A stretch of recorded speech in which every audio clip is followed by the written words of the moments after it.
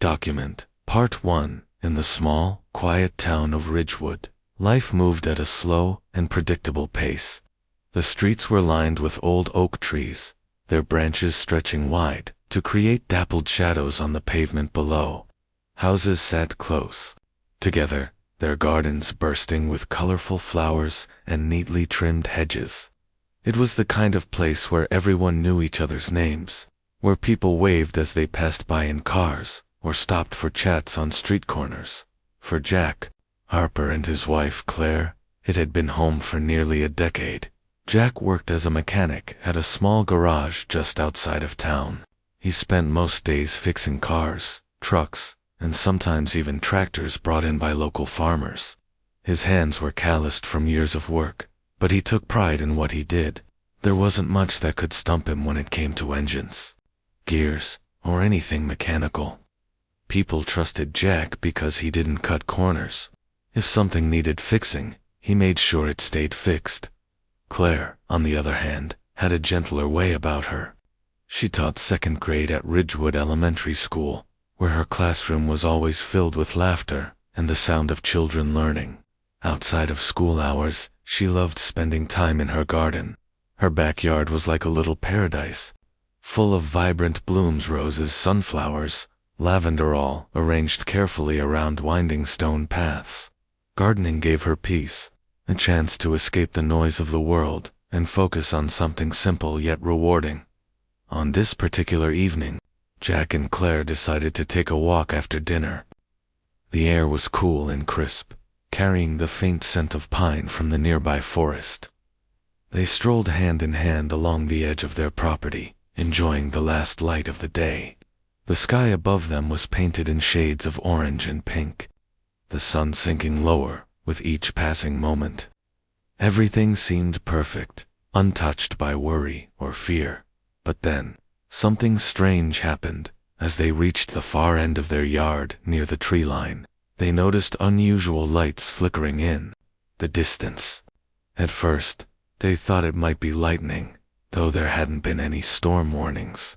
Then they realized the lights weren't coming from clouds. They were moving across the sky in sharp, deliberate patterns. Bright streaks shot overhead, leaving trails of glowing green and blue behind them. Some of the streaks disappeared quickly, while others lingered, pulsing softly before fading away. "Did you see that?" Claire asked, squeezing Jack's hand tightly.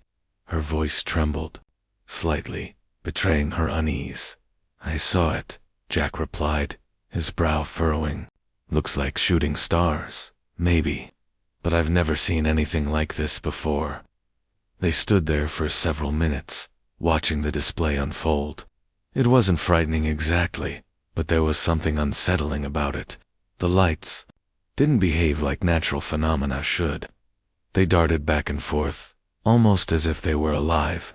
And then, just as suddenly as they'd appeared, the lights vanished. The sky returned to its normal twilight hue, and an eerie silence settled over the land. The couple exchanged worried glances, but said nothing more. They finished their walk in silence, both lost in thought. By the time they went inside, the strange event felt almost dreamlike, as though it might have been imagined. Still, neither of them slept well that night. Something about those lights lingered in their minds, refusing to let go. The next morning, things only grew stranger. When Jack woke up, the usual sounds of Ridgewood were missing. No birds sang outside their window. No distant hum of traffic broke the stillness. Even the wind seemed absent, leaving the air heavy and oppressive. He got dressed quickly and stepped out onto the porch, hoping to find some explanation for the unnatural quiet. What he saw made his stomach churn. Across the street, Mr. Peterson's dog lay motionless in the middle of the road. Jack hurried over, calling out to the animal, but it didn't respond. Its body was limp, eyes open but glassy. Panic rising, Jack checked for signs of life, but there were none. Whatever had killed the dog left no visible wounds or marks. It looked almost peaceful, as if it had simply fallen asleep and never woken up again. Before Jack could process what he was seeing, Claire joined him. She gasped when she spotted the dog, covering her mouth with her hands. "What happened?" she whispered. "I don't know," Jack admitted. "It's not just the dog, though. Listen, do you hear anything?" Claire tilted her head, straining to catch even the faintest sound. Nothing. Not a single chirp, bark, or rustle of leaves. The silence was suffocating. Word spread quickly through Ridgewood. Neighbors gathered in small groups, sharing stories of similar discoveries. Chickens refused to leave their coops. Cows stood frozen in fields, unmoving despite attempts to coax them. Everywhere, animals seemed either dead or paralyzed. Even insects were nowhere to be found. By noon, the entire town was buzzing with theories. Some blamed a freak weather event or toxic gas leak. Others speculated about government experiments gone wrong. A few even suggested aliens, though most dismissed the idea as ridiculous. Despite the panic, no one could deny that something terrifying had occurred. That afternoon, Jack decided to investigate further. He grabbed a flashlight and headed toward the woods behind their house, drawn by a gut feeling that whatever had caused the disturbance might have originated there. Claire wanted to come along, but he insisted she stay behind, citing safety concerns. Reluctantly, she agreed, promising to call him immediately if anything else unusual happened. The forest was eerily silent too, the absence of bird calls making every step echo unnaturally loud. As Jack ventured deeper, he began noticing signs of destruction. Trees were scorched, their bark blackened and cracked. The ground was littered with fragments of metal and shards of crystalline material that shimmered faintly in the dim light filtering through the canopy. One shard caught his eye. It pulsed gently, emitting a soft glow that seemed to beckon him closer. Curiosity overcoming caution, Jack knelt down and picked it up. The shard was warm to the touch, vibrating faintly in his palm. Before he could examine it further, a sudden jolt of energy surged through his body. He dropped the shard with a startled cry, clutching his chest as waves of heat radiated outward from his core. His vision blurred, and for a moment, he thought he might pass out. That then, just as abruptly as it started, the sensation faded.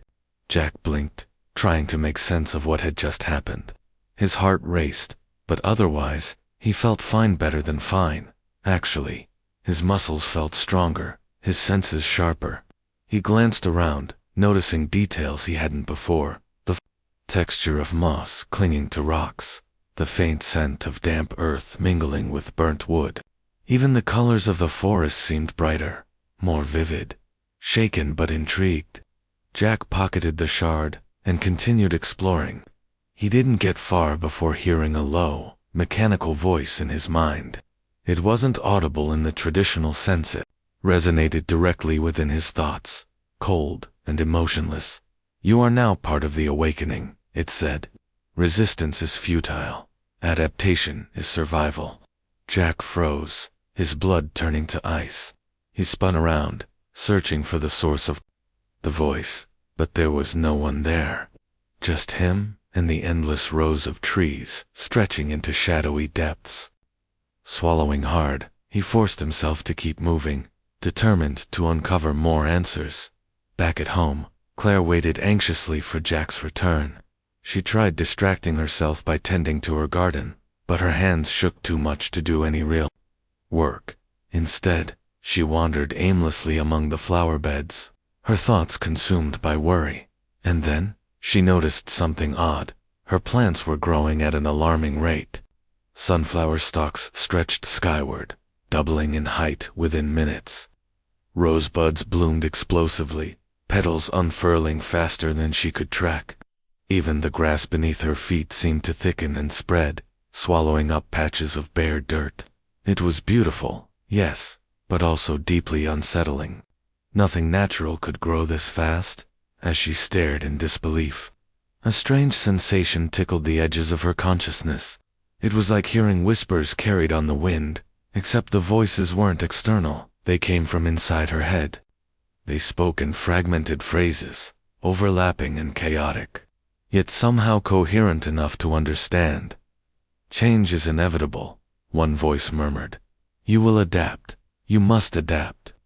Claire pressed her palms against her temples, trying to block out the noise.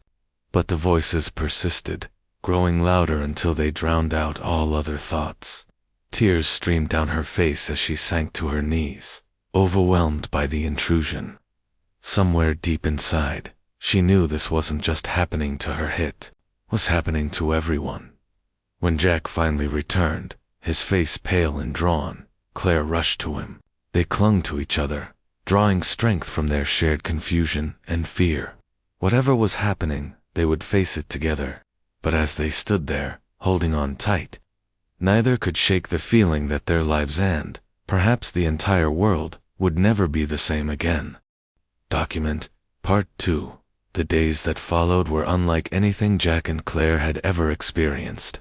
The strange occurrences in Ridgewood only grew stranger, spreading like ripples in a pond. What had started as an unsettling silence and glowing shards in the forest now seemed to be affecting people, changing them in ways no one could fully understand. Jack couldn't stop thinking about the shard he'd picked up in the woods. He'd tucked it into his pocket when he got home, but it wasn't just sitting there quietly. It pulsed faintly against his leg, almost as if it were alive.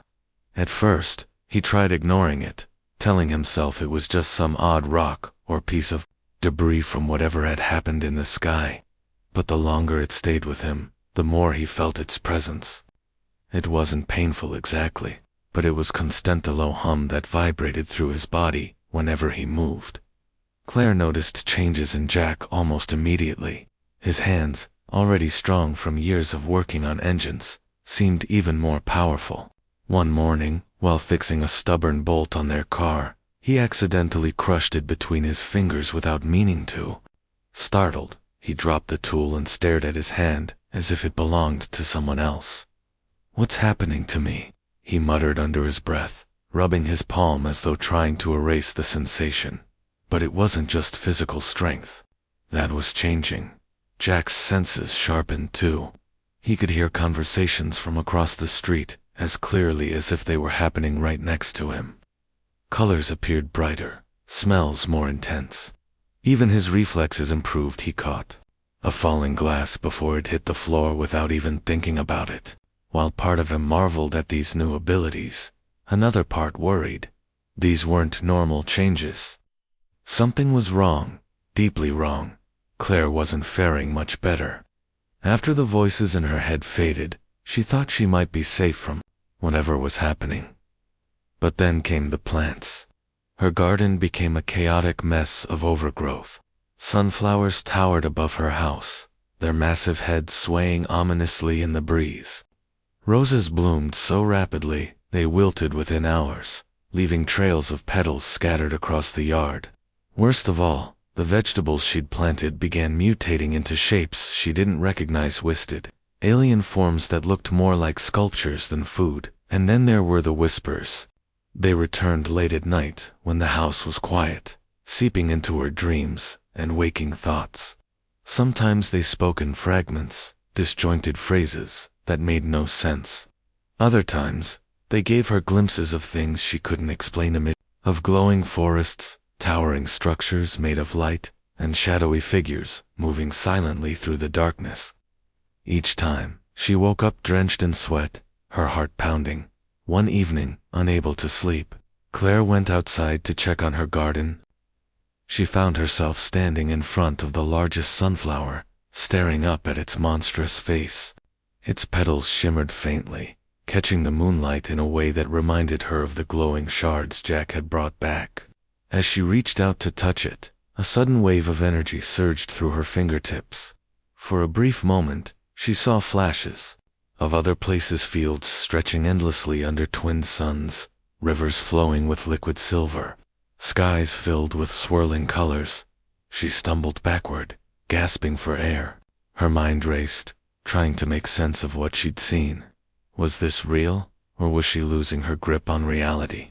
Before she could think further, she heard footsteps behind her. Turning quickly, she saw Jack approaching, concern etched on his face. "You okay?" he asked, his voice softer than usual. He held out a hand to steady her, but she hesitated before taking it. There was something different about him now, not just physically, but emotionally. His eyes, once warm and full of laughter, seemed distant, almost cold. "I don't know," she admitted, wrapping her arms around herself. "I keep seeing things, hearing things, and the plants there not normal anymore." Jack nodded slowly, his jaw tightening. "It's not just you," he said. "People in town are talking. Some of them are changing too." That was how they ended up visiting Sarah Miller, a nurse who worked at the local clinic. Sarah had always been kind and approachable, the type of person everyone trusted. When Jack and Claire arrived at her house, they found her sitting on the porch, staring blankly at the horizon. Her expression was distant, her hands resting limply in her lap. "Sarah," Claire called gently, stepping closer. "Are you all right?" Sarah blinked, snapping out of her trance. "Oh hey," she said, forcing a smile. "Come sit down. I've been meaning to talk to someone about, well, everything." As they settled onto the porch steps, Sarah explained what she'd been noticing. Patients coming into the clinic exhibited unusual symptoms: feverish skin, heightened reflexes, even minor telekinetic abilities. One man claimed he could move objects with his mind after touching a shard similar to the one Jack had found. Another woman described vivid visions of landscapes she'd never seen before. "It's like we're being rewired," Sarah said, her voice trembling. "Our bodies, our minds, it's all shifting. But why? Who or what is doing this to us?" No one had answers, but rumors spread quickly through Ridgewood. Daniel Brooks, a farmer who lived on the outskirts of town, reported strange phenomena on his land. Crops grew unnaturally fast, doubling in size overnight. Livestock acted skittish, refusing to eat or drink. And then there was Daniel himself. He swore he could control machinery with his thoughts, starting tractors and opening gates without lifting a finger. Word of these transformations reached Sheriff Alan Hayes, who took it upon himself to investigate. A stern man in his 50s, Hayes prided himself on keeping Ridgewood safe. To him, the changes represented a threat not just to order, but to humanity itself. He called a meeting at the town hall, urging everyone to attend. When Jack and Claire arrived, the room buzzed with tension. People sat in clusters, whispering nervously among themselves. Some looked pale and exhausted, while others radiated an unsettling energy. Hayes stood at the front, his badge gleaming under the fluorescent lights. "Listen up," he began, raising his voice to quiet the crowd. "We've got a situation here. Folks are claiming they're developing power, superhuman strength, telekinesis, whatever you want to call it. But let's be clear, this isn't natural. This is dangerous." Murmurs rippled through the audience. Hayes continued, pacing back and forth. "Now, I don't know what caused this weather. It's some government experiment gone wrong or something else. But I do know one thing. We can't let it divide us. We stick together, we stay human, and we figure this out." His words didn't sit well with everyone. From the back of the room, Daniel Brooks stood up, his face flushed with anger. "Stick together? You mean suppress what's happening to us? Pretend it doesn't exist? That's not going to work, Sheriff. This isn't something we can ignore." Hayes glared at him. "And what do you suggest we do, Brooks? Let chaos take over? Watch as people lose control of themselves?" Before Daniel could respond, another voice cut in. It belonged to Sarah, who stepped forward hesitantly. "Maybe we shouldn't fight it," she said softly. Maybe it's supposed to happen." The room fell silent. All eyes turned to her, some curious, others skeptical. Hayes shook his head. "Supposed to happen? By whose design? Not ours." Sarah opened her mouth to reply, but Jack interrupted. "Look," he said, standing up. "Arguing isn't going to help anyone, whether we like it or not. Something's changing us. We need to understand it before we decide what to do." Claire nodded in agreement. "He's right. Fighting each Other won't solve anything. If we want answers, we have to work together. Her words seemed to calm the tension slightly, though distrust lingered in the air. As the meeting broke up, small groups formed, discussing what to do next. Some sided with Hayes, determined to resist the changes. Others, including Jack, Claire, Sarah, and Daniel, believed they needed to embrace them at least long enough to learn more. That night, Jack and Claire sat on their porch, watching the stars. Neither of them spoke for a long time, lost in their own thoughts. Finally, Claire broke the silence. "What if we can't go back?" she asked, her voice barely above a whisper. "What if this is who we are now?" Jack sighed, leaning back in his chair. "I don't know," he admitted, "but whatever happens, we'll face it together." Little did they know, the changes were only beginning. Somewhere deep beneath the surface of Ridgewood, the alien signal pulsed stronger, waiting for its next move. And high above, unseen eyes watched, calculating, preparing for the next phase of the awakening. Document, Part 3. The days that followed the town hall meeting brought more questions than answers. Ridgewood was divided, its people split into two uneasy groups. Those who embraced the changes called themselves the Awakened, believing they were part of something greater, something inevitable. They saw their new abilities not as a curse, but as a gift, a step forward in humanity's evolution. On the other side stood Sheriff Hayes and his supporters, determined to resist what they viewed as corruption. To them, the transformations were unnatural, dangerous, even evil. Jack Harper found himself torn between these worlds. He didn't fully trust the voices in his head, or the strange energy coursing through his veins. But he couldn't deny the power it gave him. His muscles grew stronger with each passing day, his reflexes faster, his senses sharper. Yet, alongside these physical changes, came an unsettling shift in his emotions. Anger flared more easily now, and moments of calm felt harder to hold on to. It was as if the transformation wasn't just altering his body, it was reshaping his mind too. Claire struggled in her own way. The whispers in her head grew louder, more insistent. At first, they had been fragmented and confusing, but now they began forming coherent messages. "You are chosen," they told her. "The signal has marked you."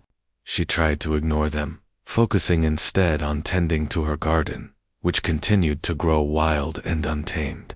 But the plants seemed alive in ways she couldn't explain. Vines twisted toward her when she walked by, as if reaching out for her touch. Flowers bloomed at her command, their petals opening like tiny mouths gasping for air. One morning, while watering her roses, Claire noticed something new. A single vine had sprouted from the ground near her feet, glowing faintly with the same greenish-blue light as the shards Jack had found. She knelt down to examine it, her heart pounding. As she touched the vine, a surge of warmth spread through her fingertips, and suddenly, she could feel life pulsing around her, not just the plants, but everything. The trees swayed with purpose. The wind carried whispers, and even the soil beneath her hands seemed to breathe. She pulled back quickly, startled by the intensity of the connection. Her breath came in short gasps as she realized what was happening. The changes weren't limited to humans, they were affecting all living things. Whatever force had awakened Ridgewood was rewriting the rules of existence itself. Meanwhile, tensions between the awakened and those resisting the changes reached a boiling point. Sarah Miller became a key figure among the awakened. Her ability to heal minor injuries with a simple touch earned her both admiration and suspicion. People came to her secretly, asking for help with cuts, bruises, and even chronic pain. Word spread quickly, and soon, she was treating nearly everyone who sought her aid. Despite the fear some felt toward her powers, no one could deny the relief they brought. Daniel Brooks, on the other hand, embraced his newfound control over machines with enthusiasm. He spent hours experimenting in his barn, using his thoughts to start tractors, open gates, and even repair broken tools. His neighbors watched in awe, sometimes fear as he demonstrated his abilities. Some admired his confidence, while others whispered behind his back, calling him reckless and dangerous. Sheriff Hayes kept a close eye on both Sarah and Daniel, convinced they posed a threat to the town's safety. He gathered a group of trusted deputies and volunteers, arming them with rifles and makeshift weapons. They patrolled the streets, keeping watch for signs of trouble. Hayes believed it was only a matter of time before the awakened lost control, turning their powers against the untransformed. His fears weren't entirely unfounded. One evening, a confrontation erupted outside Sarah's clinic. A group of men, led by Deputy Frank Logan, stormed inside, accusing her of conspiring with the invaders. Their faces were red with anger, their voices loud and aggressive. Sarah stood calmly behind the counter, her hands raised in a gesture of peace. "I'm not conspiring with anyone," she said firmly. "I'm helping people. Isn't that what we're supposed to do?" Logan sneered, stepping closer. "Helping? You call this helping? You're messing with forces none of us understand. Who knows what kind of damage you'll cause?" Before Sarah could respond, Jack burst through the door. News of the raid had reached him, and he'd come running. His presence alone was enough to make the men hesitate. Over the past few days, rumors of his strength had spread, and most people avoided crossing him. "Leave her alone," Jack demanded, his voice low and steady. "She hasn't done anything wrong." Logan glared at him, gripping his rifle tighter. "Stay out of this, Harper. This doesn't concern you." "It concerns me when you threaten innocent people," Jack shot back, taking a step forward. The tension in the room crackled like static electricity. For a moment, it seemed like violence was inevitable. Logan raised his weapon, aiming it at Jack, but before he could pull the trigger, something extraordinary happened. With a flick of his wrist, Jack sent the rifle flying out of Logan's hands. It clattered across the floor, landing far out of reach. Everyone stared in stunned silence, their eyes wide with shock. "You don't want to do this," Jack said, his tone icy. "Go home. Think about what you're doing." Logan hesitated, then nodded sharply to his men. Without another word, they turned and left, their boots echoing loudly on the wooden floor. Once they were gone, Sarah sank into a chair, her face pale but resolute. "Thank you," she whispered, looking up at Jack. He shook his head. "Don't thank me yet. This isn't over." That night, the awakened gathered at an old warehouse on the outskirts of town. It had become their unofficial headquarters, a place where they could meet without fear of being overheard. Inside, the air buzzed with nervous energy. Some paced restlessly, while others sat huddled together, sharing stories of their experiences. Claire arrived late, still shaken from the events at the clinic. She found Jack standing near the center of the room, talking quietly with Daniel and Sarah. When she approached, they fell silent, turning to look at her. "How are you holding up?"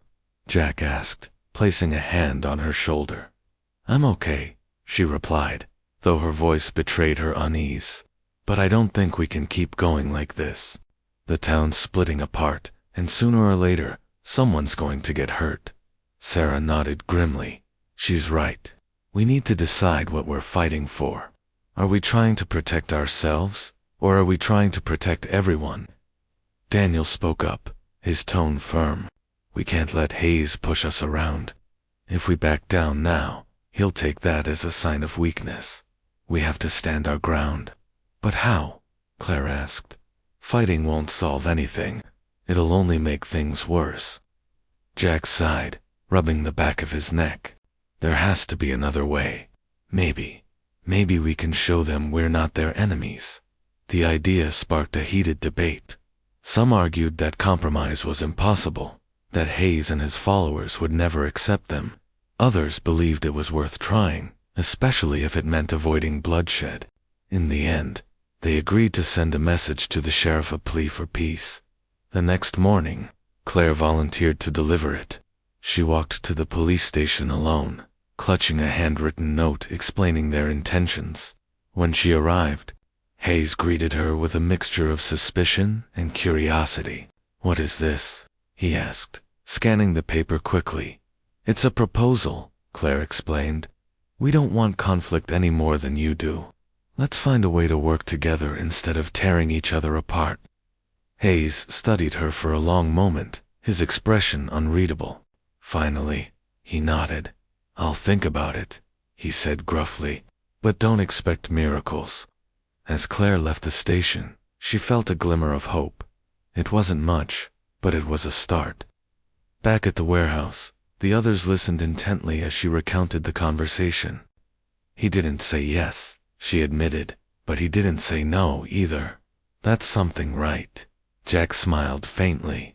"It's a beginning. For now, that's all we can ask for." Unbeknownst to them, however, the alien signal pulsed. Stronger beneath the earth, its influence spreading farther than anyone realized. High above, unseen ships hovered silently, waiting for the perfect moment to strike. The awakening was far from over, it was only just beginning. Document. Part 4. The fragile truce between the awakened and Sheriff Hayes's group didn't last long. Suspicion simmered beneath the surface, and fear fueled anger on both sides. For a few days, Ridgewood seemed quieter, but it was the kind of quiet that came before a storm, tense, heavy, and full of unspoken threats. Jack Harper tried to stay optimistic. He believed Claire's meeting with Hayes had planted a seed of hope, even if it was small. But deep down, he knew better than to trust that things would remain peaceful.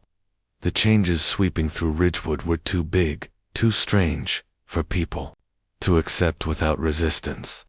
And Sheriff Hayes wasn't the type to back down easily.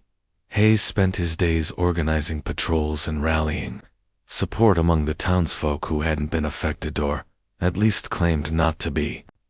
He convinced them that the awakened were dangerous, unpredictable, and a threat to their way of life. "They're not human anymore," he told anyone who would listen. "Whatever they've become, it's not natural. We can't let them run wild." His words spread like wildfire, stoking fear and paranoia. People began locking their doors at night, keeping their children close, and avoiding areas where the awakened gathered.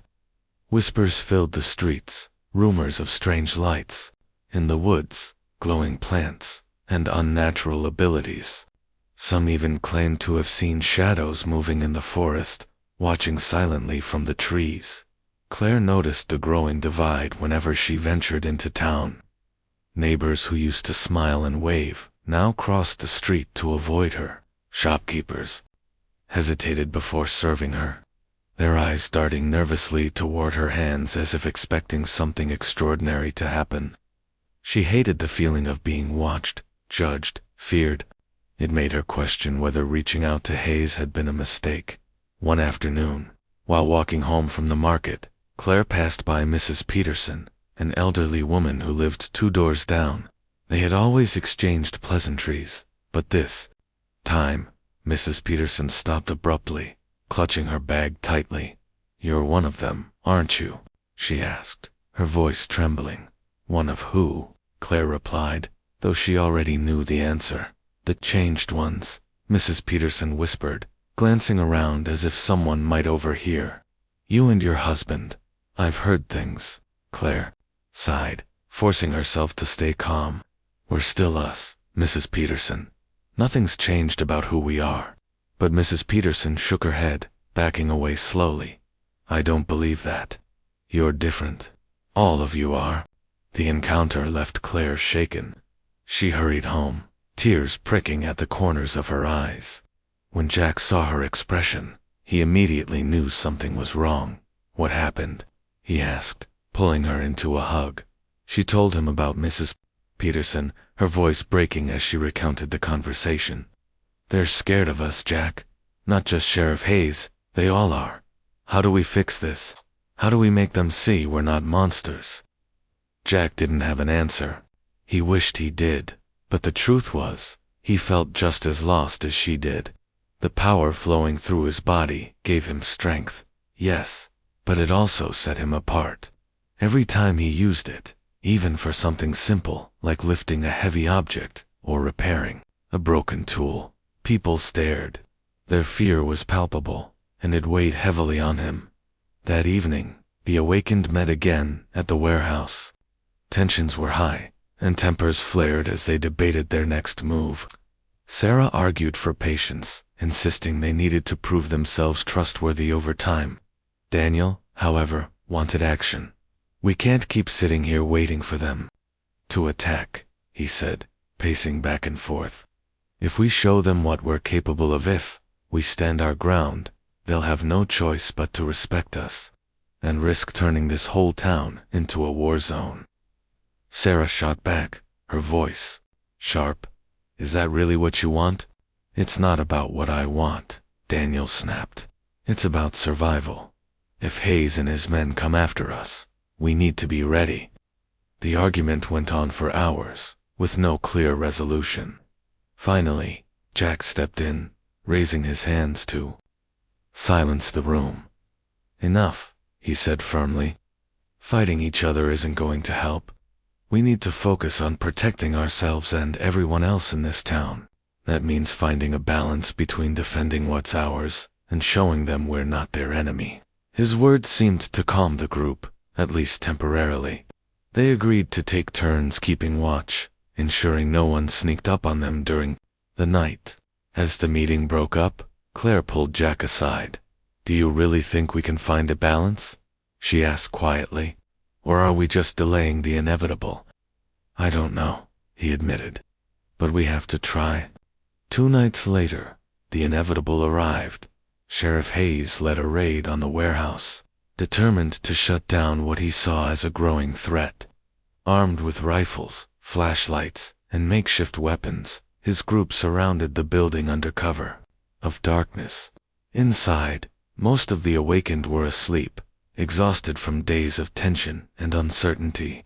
Only Jack and a few others remained awake, standing guard near the entrance. When the first gunshot rang out, chaos erupted. Jack reacted instantly, throwing himself into action. He grabbed a nearby metal pipe and used it to block the door, buying precious seconds for the others to wake up.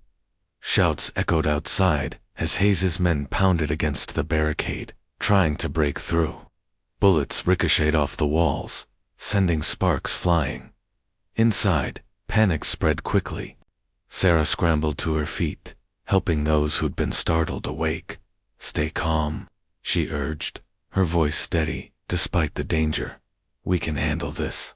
Daniel focused his energy on the vehicles parked outside, with a concentrated effort. He disabled several trucks, causing their engines to sputter and die. The sudden loss of transportation threw Hayes's group into disarray, giving the awakened a critical advantage. Meanwhile, Claire stood near the back of the warehouse, her hands trembling as she tried to figure out how she could help. The whispers in her head grew louder, urging her to act. Closing her eyes, she reached out not physically, but mentally connecting with the plants growing wild around the building. Vines snaked across the ground, wrapping tightly around the legs of Hayes's men, holding them in place. Others twisted upward, forming barriers that blocked their path. "Claire," Jack called, spotting her amidst the confusion. "Are you okay?" "I'm fine," she replied, her voice stronger now. "Just doing what I can." Outside, Hayes cursed under his breath as his plan unraveled. His men struggled to free themselves from the vines, their movements sluggish and clumsy. One deputy tripped and fell, dropping his rifle. Another stumbled backward, blinded by a sudden burst of light from Daniel's improvised distractions. Realizing they were losing control, Hayes raised his weapon and fired blindly into the warehouse. The bullet grazed Jack's arm, tearing through his sleeve and leaving a shallow wound. Pain flared, but Jack ignored it, focusing instead on protecting his friends. Using his enhanced strength, he hurled a piece of debris toward the attackers, knocking one man off his feet. Another followed quickly, landing with a thud that sent shockwaves through the ground. The remaining deputies hesitated, unsure how to fight someone who seemed almost superhuman. seeing their hesitation. Sarah stepped forward, her hands raised, in a gesture of peace. "Stop," she shouted, her voice cutting through the noise. "This doesn't have to end in violence." Hayes lowered his rifle slightly, glaring at her. "Give me one good reason why I shouldn't finish this right now," he growled. "Because innocent people will get hurt," Sarah replied, her tone unwavering. "Not just us, but your own men too. Is that what you want? To destroy everything you've sworn to protect?" For a moment, it seemed like Hayes might listen. His grip on the rifle loosened, and his shoulders sagged slightly. Then, another gunshot rang out, this time from one of his deputies, panicked and aiming wildly. The bullet missed its target, embedding itself harmlessly in the wall, but it shattered the fragile moment of calm. "Retreat," Hayes barked, grabbing his deputy by the arm. "Fall back." As quickly as they had come, Hayes's group fled into the night, leaving behind abandoned weapons and damaged vehicles. Inside the warehouse, the awakened breathed a collective sigh of relief. For now, they were safe, but none of them doubted that this was only the beginning. Sarah tended to Jack's wound, using her healing ability to close the gash on his arm. "Thank you," he murmured, wincing slightly as the skin stitched itself back together. "No thanks needed," she replied softly. "We're in this together, remember." Later, as the adrenaline faded, the reality of what had happened sank. Civilians had been caught in the crossfire, one woman had twisted her ankle, fleeing the scene, and a child had been frightened enough to cry uncontrollably for hours. Though no one had died, the damage was done. Trust between the awakened and the rest of Ridgewood was shattered beyond repair. Claire sat alone in a corner of the warehouse, staring at her hands. She could still feel the connection to the plants, the power coursing through her veins. It terrified her, not because it was foreign, but because it felt so natural, as if it had always been there, waiting to emerge. "We can't keep doing this," she said aloud, though no one heard her. "Something has to change." Unbeknownst to any of them, the alien signal pulsed faintly beneath the earth. Satisfied with the progress it had made, the awakening was spreading, faster and farther than ever before, and somewhere beyond the stars, unseen forces prepared for the next phase of their plan. Document Part 5. The aftermath of the raid left Ridgewood fractured in ways no one could have imagined. The warehouse, once a sanctuary for the awakened, now bore the scars of battle bullet holes, pockmarked the walls, shattered glass littered the floor, and the air smelled faintly of smoke and fear. Outside, the streets were eerily quiet, as if the entire town held its breath, waiting to see what would happen next. For Jack Harper, the night had been a blur of adrenaline and anger.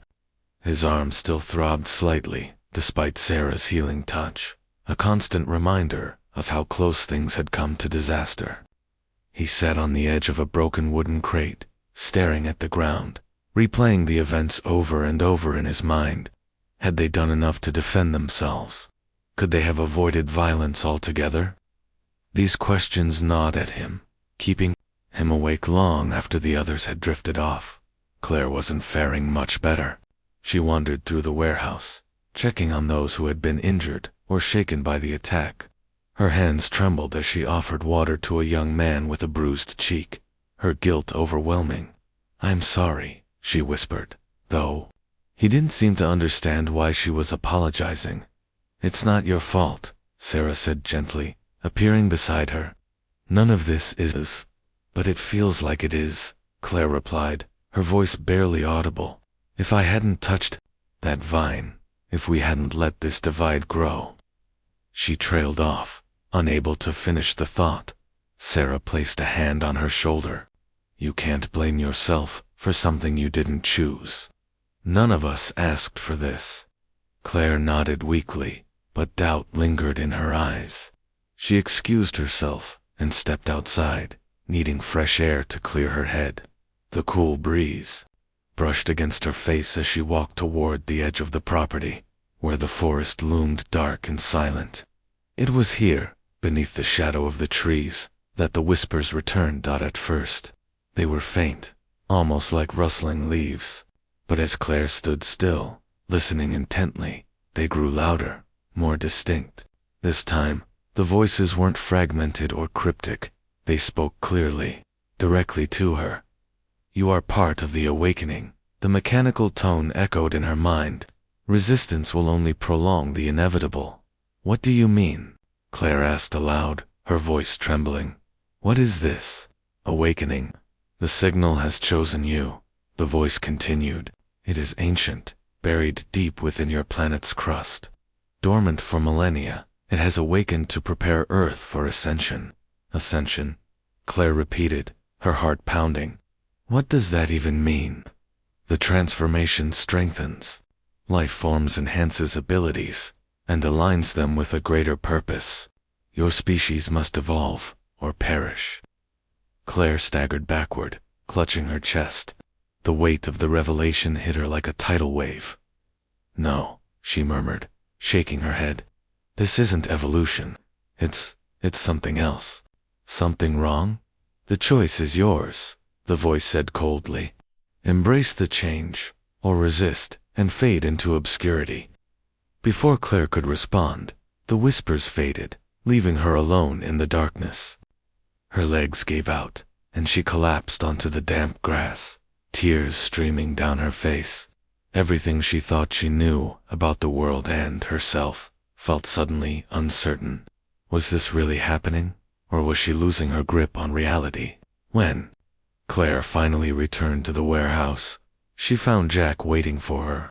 His expression softened when he saw the tears streaking her cheeks. "Hey," he said softly, pulling her into a tight embrace. "What's wrong?" She hesitated, unsure how to explain what she'd heard. How could she tell him that their transformations weren't random accidents, that they were part of some alien plan to reshape humanity? Would he believe her? Would anyone? "I heard the voice again," she admitted, her voice shaky. It told me everything. About the signal, about why this is happening." Jack frowned, his brow furrowing. "What did it say?" Claire took a deep breath and recounted the conversation, her words spilling out in a rush. When she finished, Jack stared at her, his face pale.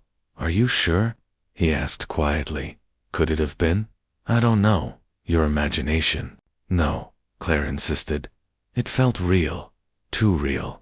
And it makes sense, doesn't it? The lights in the sky, the shards in the forest, the changes in all of us, it's not random. Someone or something is behind it." Jack ran a hand through his hair, struggling to process what she'd said. "If that's true, then what does it want from us? What's the end game?" "I don't know," Claire admitted. "But it said something about ascension, like preparing Earth for something bigger." Daniel overheard their conversation and approached cautiously. "Preparing Earth," he echoed, his tone skeptical. "Sounds like something out of a sci-fi movie." "It's not a movie," Claire snapped, surprising herself with her sharpness. "This is real, all of it." Daniel held up his hands defensively. Okay, I'm just saying, maybe we should think twice before trusting whatever's talking to you. For all we know, it's manipulating us." "He's right," Sarah chimed in, joining the discussion. "We can't jump to conclusions without proof. Let's focus on what we do know. People in this town are scared, and they're looking for answers. If we want to survive, we need to unite, not divide further." Her words struck a chord with Jack. As much as he wanted to believe Claire, he couldn't ignore the practicalities of their situation. They were outnumbered, outgunned, and surrounded by hostility. Unless they found a way to bridge the gap between the awakened and the rest of Ridgewood, they wouldn't last long. "We need to show them we're not their enemies," Jack said, firmly. "Prove that we're still human, that we care about protecting everyone, not just ourselves." "How?" Daniel asked. "After what happened last night, Hayes isn't going to listen to reason." "Then we find another way," Jack replied. "Something undeniable, something that proves we're on their side." The next morning, Claire proposed an idea during a meeting of the awakened. "Let's help the town," she suggested, her voice steady despite her lingering doubts. Not just the ones who support us, but everyone. Fix roofs, repair fences, heal injuries, whatever we can do to show we're not a threat. Some members balked at the suggestion. Why should we help them after what they did to us? One man demanded, his fists clenched. Because it's the right thing to do, Claire countered, and because it might save lives, including ours. Reluctantly, the group agreed to try. Over the next few days, they ventured into Ridgewood, offering their assistance wherever it was needed. Sarah visited homes, secretly, treating wounds and illnesses without asking for anything in return. Daniel used his control over machinery to fix broken appliances and vehicles, earning cautious gratitude from farmers and shopkeepers alike. Even Claire pitched in, using her connection to plants to revive dying crops and gardens. At first, their efforts went largely unnoticed or ignored. Many townsfolk refused to interact with the awakened, slamming doors in their faces or turning away without a word. But slowly, attitudes began to shift. A farmer whose tractor had been repaired thanked Daniel gruffly, though he avoided eye contact. A mother whose sick child had been healed by Sarah hugged her tightly, tears streaming down her face. Small acts of kindness chipped away at the wall of fear separating the two groups. Jack worked tirelessly alongside them, determined to lead by example. One afternoon, while helping rebuild a collapsed barn, he encountered Sheriff Hayes. The sheriff watched silently from a distance, his arms crossed and his expression unreadable. When Jack noticed him, he straightened up and wiped sweat from his brow. "Need a hand?" Jack offered, nodding toward the pile of lumber Hayes was struggling with. Hayes hesitated, then shook his head. "Don't bother, I've got it." Jack shrugged and went back to work, sensing the tension radiating off the sheriff. Despite the animosity between them, he couldn't deny that Hayes was trying, however reluctantly, to keep the peace. There hadn't been any new attacks since the raid, and rumors of violence had died down. Later that evening, as Jack and Claire prepared dinner in their makeshift quarters at the warehouse, Sarah approached them with news. "I spoke to Deputy Logan today," she said, her voice tinged with excitement. "He mentioned that Hayes wants to meet with us privately." Jack raised an eyebrow. "What for?" "He didn't say," Sarah admitted. "But it's a start, isn't it?" Claire nodded slowly, hope flickering in her chest for the first time in days. Maybe there was still a chance to mend the rift, to find common ground before it was too late. Unbeknownst to the awakened, however, the alien signal pulsed stronger than ever beneath Ridge.